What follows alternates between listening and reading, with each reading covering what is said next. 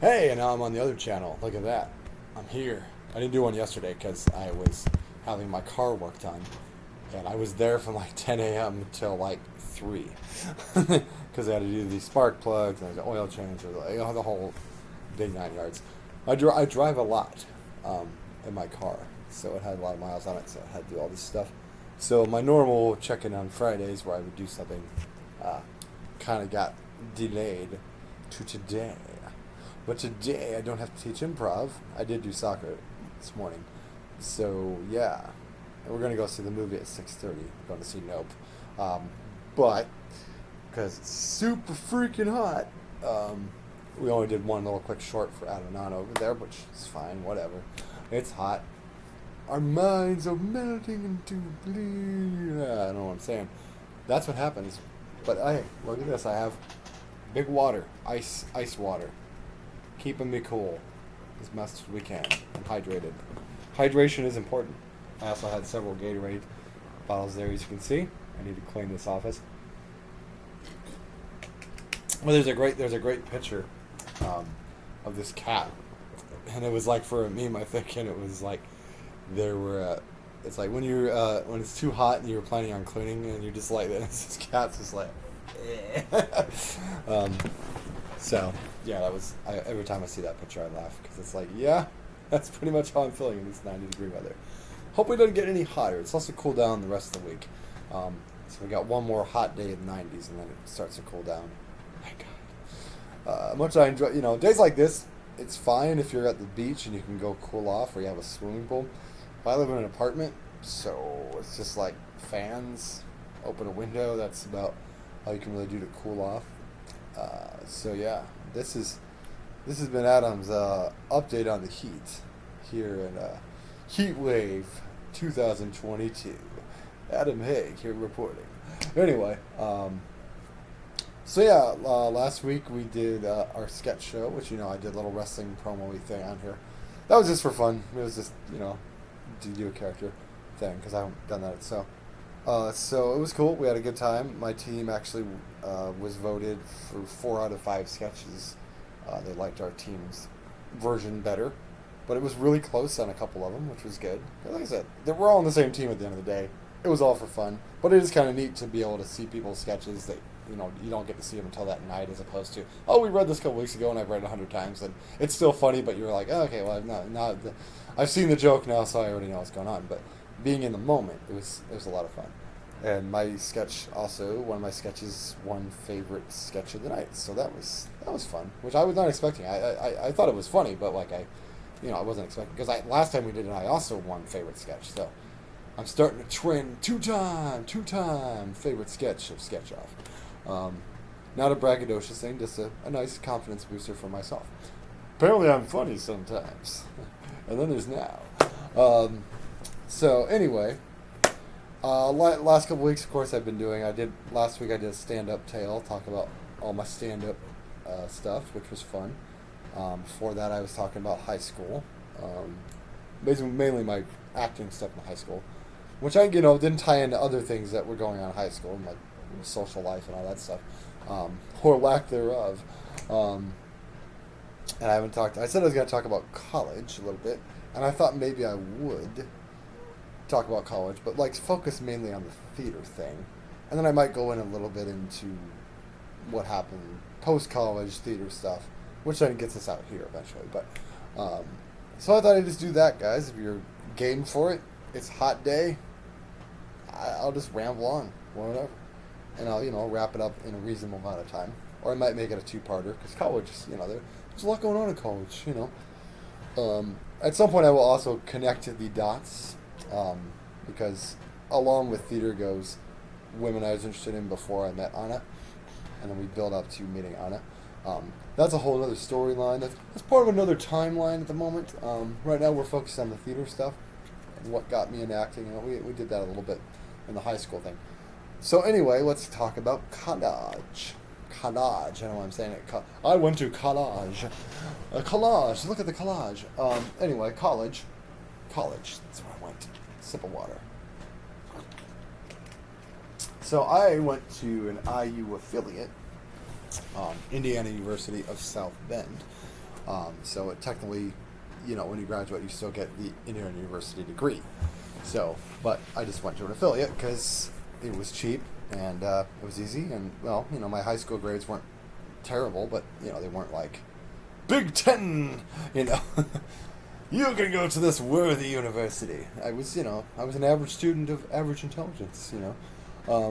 But anyway, so yeah, my friend Christy also was going there. She had been going there about a year before I got there. And I realized at the end of high school, I was just like, man, I really don't know what the hell I want to do with my life. So I guess I'll stick with this theater thing and see how it goes.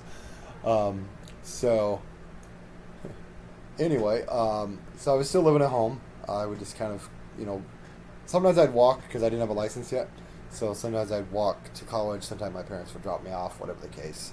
I didn't live too far away. I lived, it was a place called Calvert, which was on the south side. And then eventually by the end of my freshman year, we moved over to my late grandfather's house on McKinley. And my parents still live there. Yeah, anyway, so I got into IUSB, and we meet the drama department, and it was pretty cool. I took acting class with J. Randall Colburn. It's my terrible impression of him. But no, he's a good guy. And then there's a guy named Doug Crane that I went. We did Fiddle in the Roof. I think I told my Fiddle in the Roof story in the high school one. Yeah. I was robbed of Officer Krumke. But yeah, Doug was in that show too. That's how I met Doug, and then yeah, he was going there too. So then I knew Christy and I knew Doug. After that, I knew no one else yet, and I also had this. I naturally have this thing of resorting to shy Adam, which you never know from all this conversation I'm having at this camera. These immediate strangers who know nothing about me. But if we were in a social situation, like I'd be like, hi, how you doing? That's just, I don't know, it's something I naturally revert to sometimes. If I'm like in a group of people and I don't know them, it sometimes takes me a while to, I've been working towards, I get over it more now, but I think sometimes it's like, if people don't know me, I'm just like, hi, I'm Adam, I'm just sit in the corner here. So yeah, it was a little bit like that when I wasn't around Christy or Doug. And so it was cool though. I auditioned for a play called Learned Ladies, and it was by Moliere. And Moliere has this, he's a French writer. His plays tend to have a lot of rhyming in them, in terms of like the way the dialogue goes and stuff. So, that's not everybody's jam, and that's fine, But it was fine. I was not expecting to get casted. I'm like, oh, I'm a freshman, I probably won't get anything, but I'll at least audition. And then I got casted. It was a really small part, but hey, gotta start somewhere, baby. So yeah, Learned Ladies, I played L'Épine was my name. I'm L'Épine. I think that's my name. Was it my name? I think it was. We're gonna go with that one. That works for me. I'm not gonna look it up for you. Not gonna happen. And Randy directed me in that, and I met several other good actors there. Like Roddy Skiba and Aaron Smithers and Darren Dobbs and stuff like that, and Carrie Hunter, and yeah, there's a lot of really good people, a lot of good people. And my whole thing was I said like, I come out and I have a breakaway chair, so I come out, I'm like the servant, and I just come out and I stumble and break the chair, and then they make some noise backstage too to add some sound effect to it. These are the inter-teachings of the arts. Yeah, and I said, I saw that when I hit the floor, alas. See, I still remember the line. It's been that long, guys. That was what? 97, 98? So, yeah, 97. 97. 1997. And I still remember that line. Boom. Memory still got some stuff up here, baby. Mostly useless information, but some stuff. So yeah, that was a really fun experience. I was still, like I said, I was very shy, but it was cool. I think I want to say it was my birthday around the time we opened. And I remember we went to this pizza place, afterwards, for opening night and stuff like that. And that was pretty cool. Yeah. And then I also met, we'll be talking about this woman a lot. and all the trauma that she caused me. But her name was Lois Carter, and Lois was she had glasses and really long white hair, much like an evil witch from a Disney film. And she lived up to that character many times.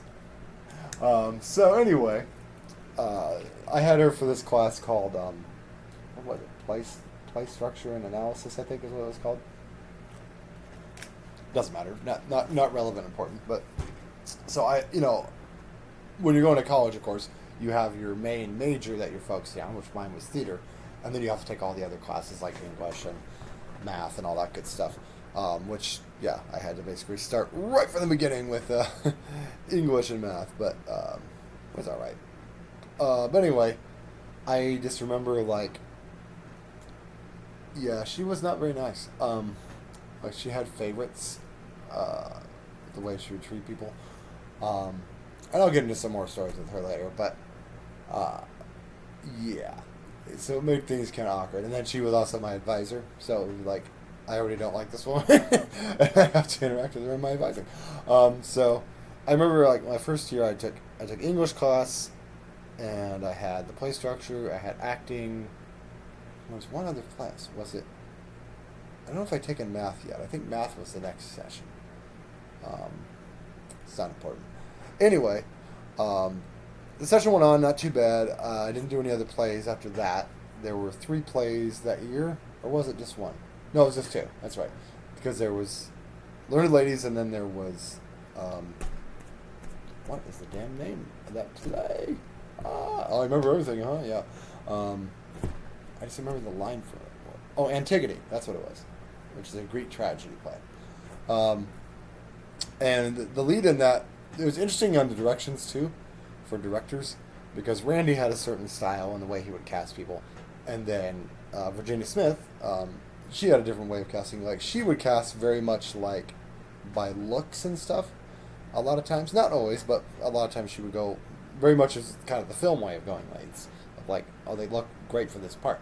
But there were times where that casting was kind of like, I just remember, like, the 2 main leads in that play, because Darren was in there, and Doug was in there, and Aaron was in there, and Skiba was in there. And they all had, like, decent roles, but they were not the lead. And then the girl playing Antigone, she was in my Acting 1 class, super nice person.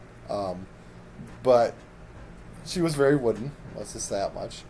I just remember her line reading was something like this. It's like, Haman is so strong, and I love him. And that's pretty much how she read it every single night, apparently. And then the guy playing her love interest, Haman, another super nice guy. He actually was a male stripper. That was his, like, work. So it's like, he was a very nice guy and, tried hard, but he was obviously cast for his looks as opposed to acting ability, which is not his fault. He's taking acting 1. He's trying to learn. That's no fault in that. But it was just kind of, it was interesting to say the least.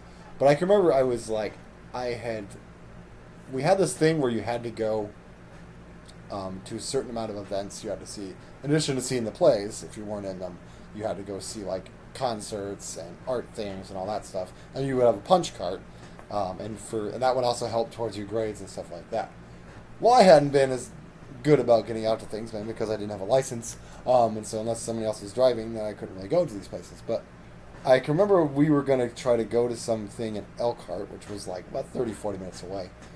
Me and Christy and her boyfriend at the time, and I just remember, like, his car broke down right as we were going through, like, a toll booth, and it was just like, fuck, and then we ended up having to have someone come pick us up and all that. We missed the event.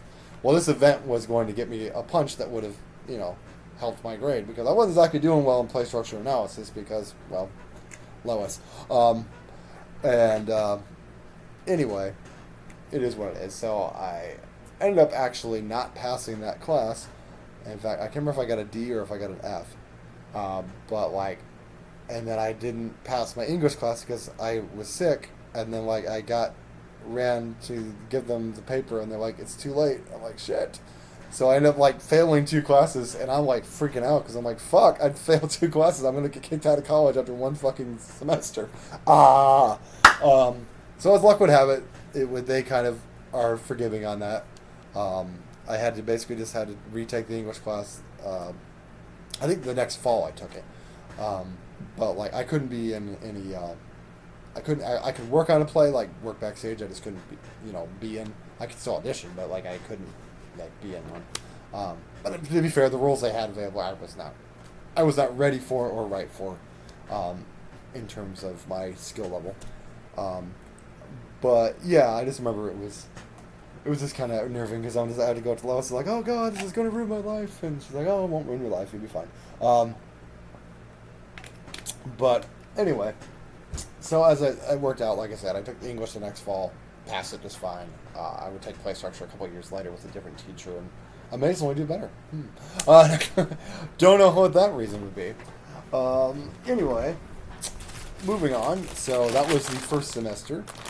And then the next time, like I said, the next semester I wasn't in any place. I can't even speak. I'm gonna have some chips. Nice potato chips, ladies and gentlemen. I was gonna have these blueberry muffins, but I opened them up and they didn't smell too good. So I think they've gone bad. So hey, things happen. It's hot out, guys. It's hot. I'm gonna have some chips. Good stuff. Good stuff. Lay's barbecue. It's the way to go.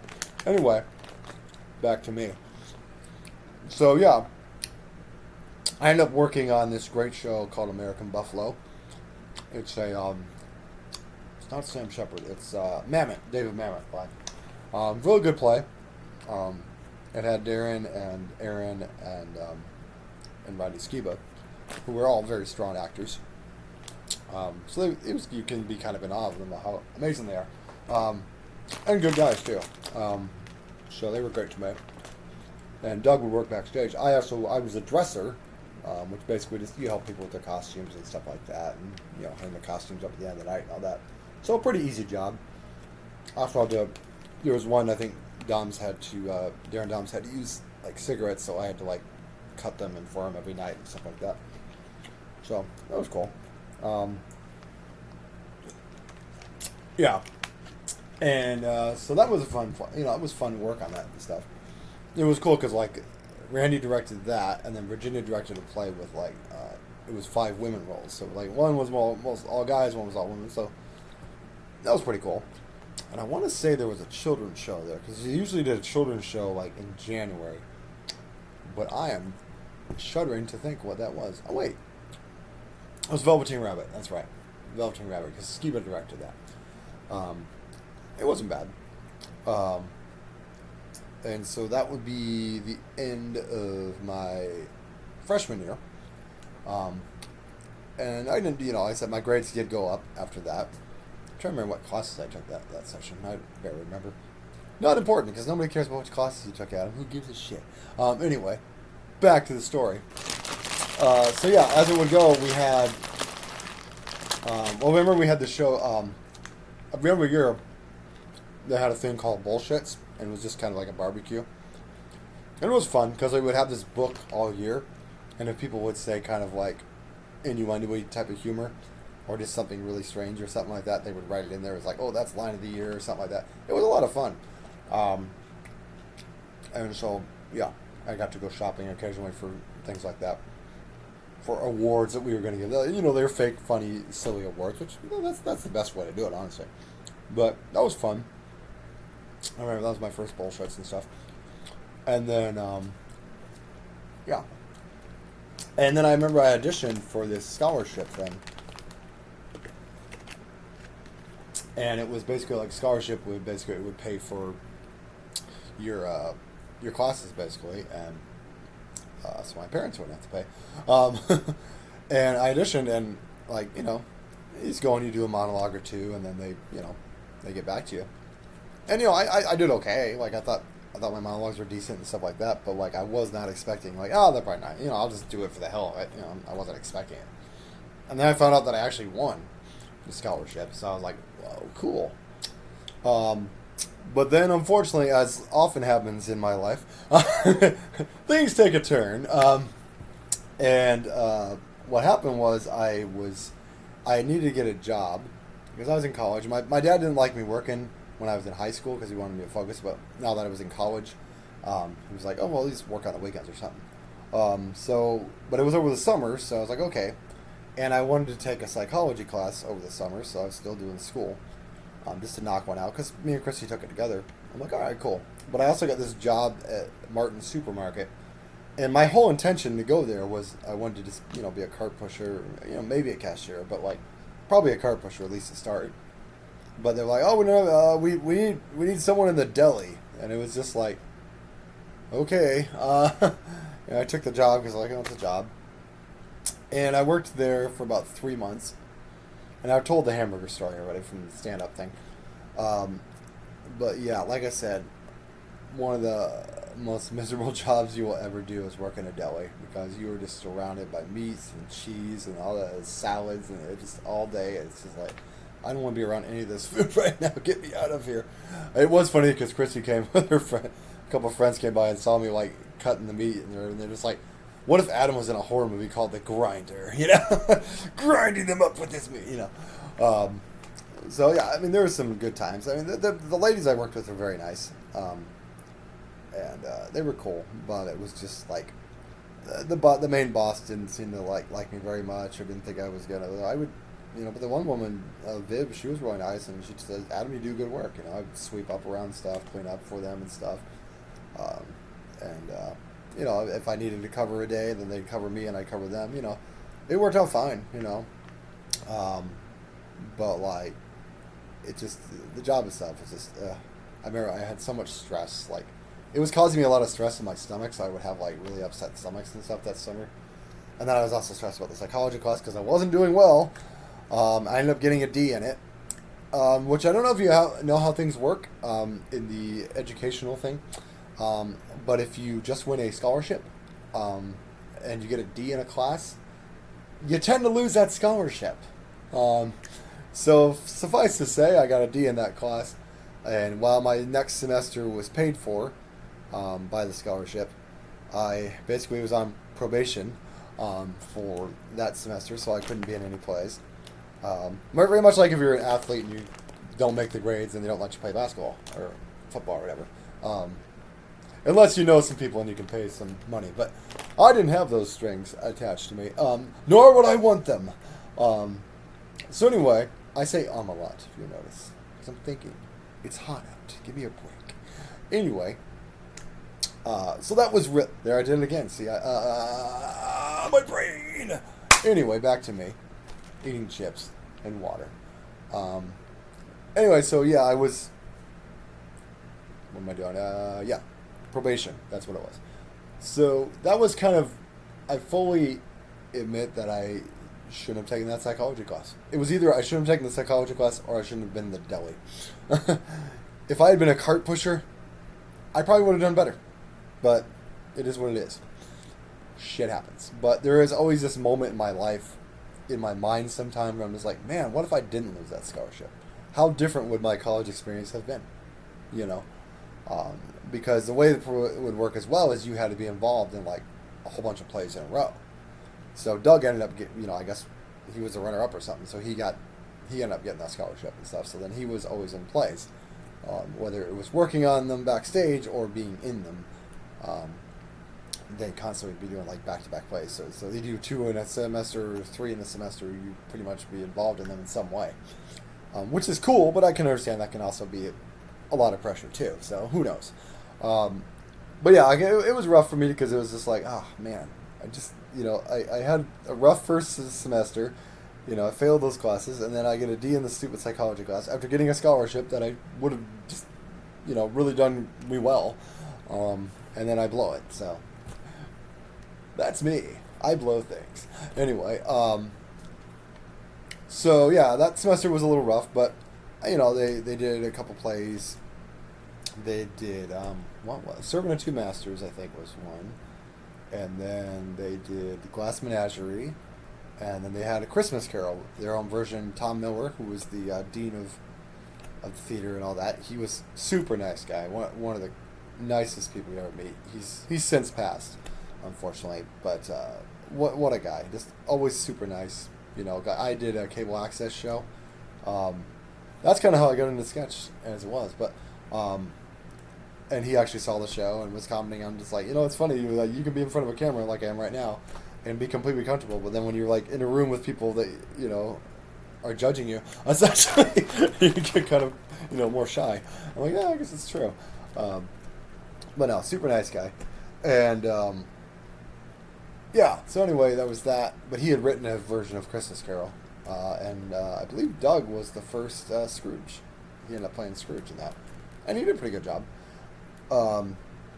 So anyway, I got through that semester, got my grades up. I had to take a stagecraft class, which, let me tell you, me and blueprints, I'm not great at math, so I'm not really great at measuring and it's just, I'm not very artsy. Let's just say much. Creatively, I can write shit.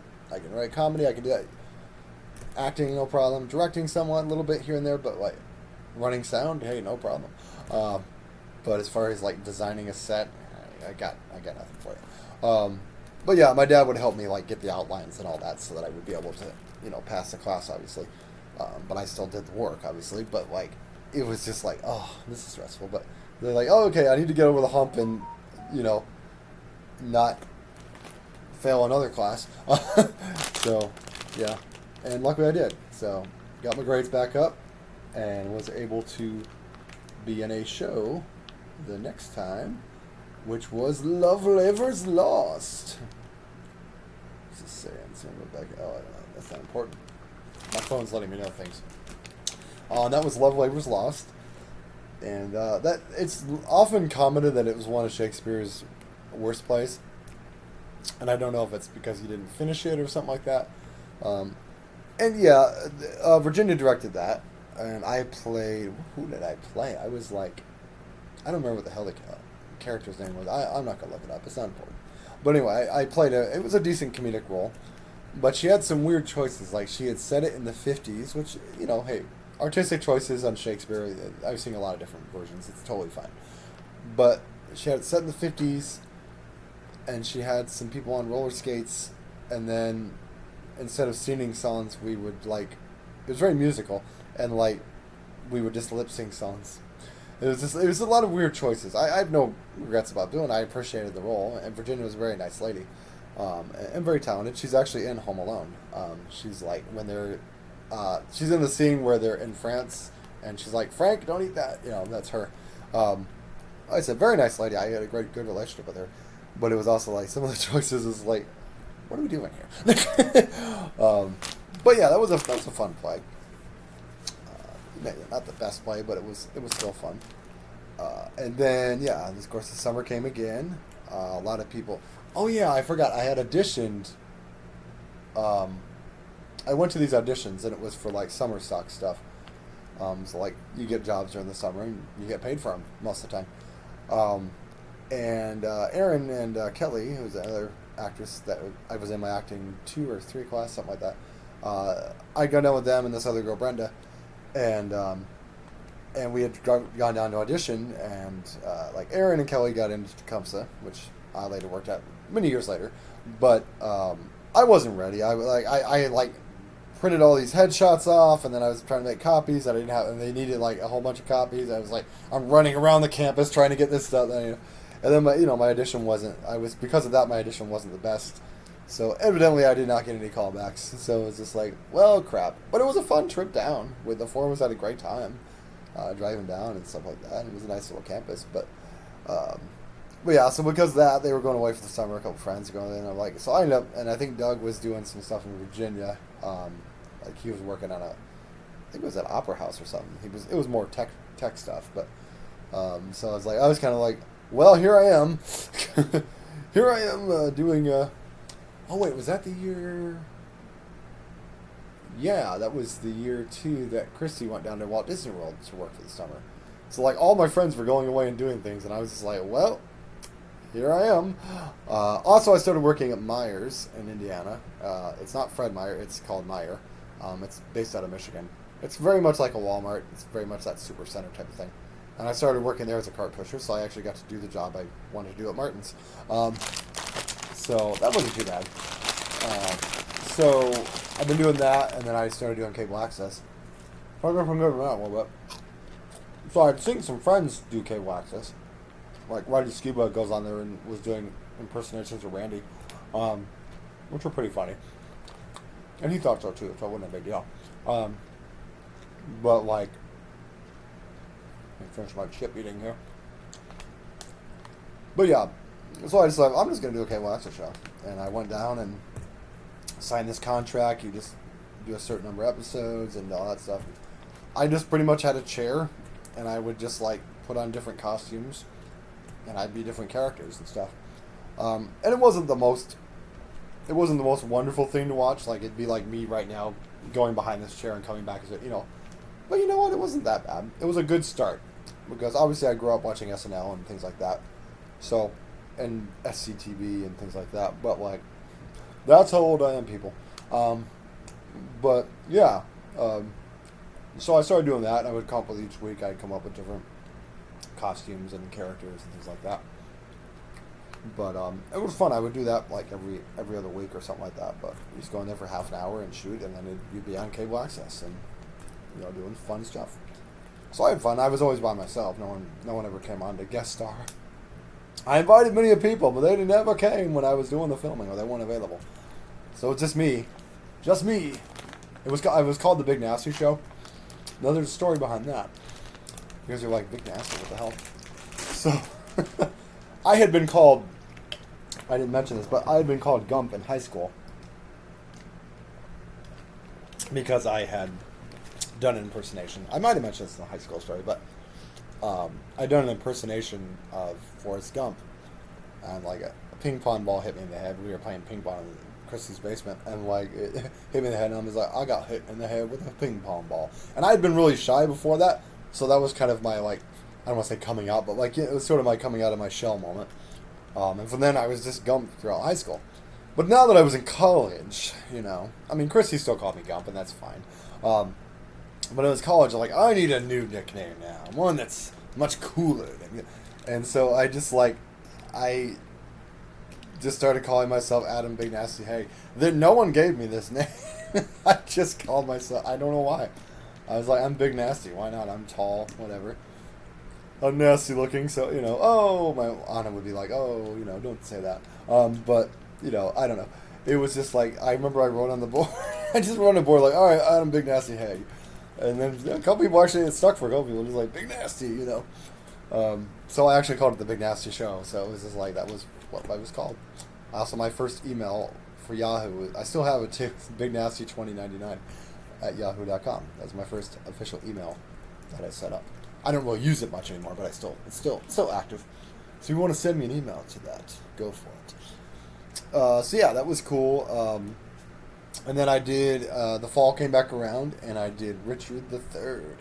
I played a character named James Tyrrell, and Randy had worked with the script a little bit and made some, combined a few characters so that it wasn't necessarily the character it would have originally been, so I wasn't playing 10 different characters, But it was cool. I got to do a lot of fun stuff in it, and it was obviously a drama. It was a 3-hour play, so it was very long.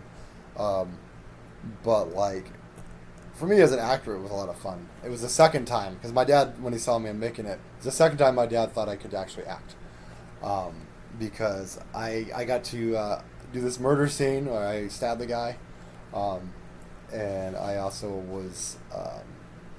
there's a lot of sword fighting in there with broadswords and stuff, so that was super cool. That was a lot of fun. Like that's what's great about Shakespeare, especially those type of historical ones. You get like action, And I had this one monologue that I did where I have to like talk about having to basically murder kids, which is very dark to have to do. But yeah, I mean, with Randy's direction and all that stuff, I was able to really bring that out and the emotions and stuff. So that was like probably one of my favorite plays that I did in college was Richard III, in terms of just, I felt like I got to dramatically shine, and I got to, and like I said, it wasn't even that big of a part, but I felt like I had a decent amount of stage time, and it was a chance for me to kind of, show, hey, I can frickin' act. I can act, my God! With the right direction. That's the thing. With me, I'm an actor that, like, I need a director to be hands-on, and what I mean like that is just like, if I'm doing something or I'm doing atomisms too much, like the arm thing, hand thing I do, like if I'm doing too many atomisms, like break me of that, like say, oh, try this, or like do a different movement, things like that. So if that's the best directors I can work with is when they're hands on like that, because then it's like, okay, I see what you're trying to get at. So yeah, that was cool. And then, like I said, I didn't do any plays the rest of that session, but I worked as a sound operator. So I got to run sound, and my friend Brad and Christy. Brad was the stage manager for it. It was a show called Spoke Song. It's a musical.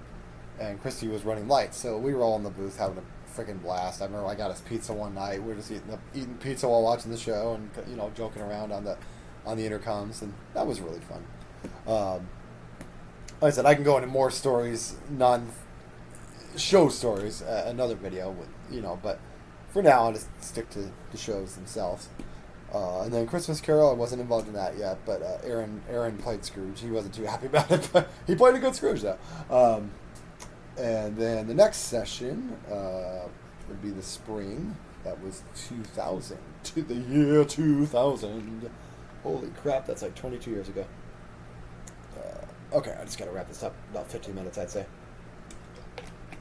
Well, we're going to the movies at 6:30, so I'll just wrap up with 2000, and then I'll continue this another time, or next week or something. So anyway, 2000 was actually a pretty big year, because I ended up doing, what was it? Oh no, that was like, okay, there was a children's show. What was the children's show that year? Because there was Velveteen Rabbit, Beauty and the Beast. Was it Beauty and the Beast? I don't know. No, that was the previous year. So it had to have been something else. I am losing my mind. Oh no, it was One of the Willows. That's right, One of the Willows. Now I had auditioned for that.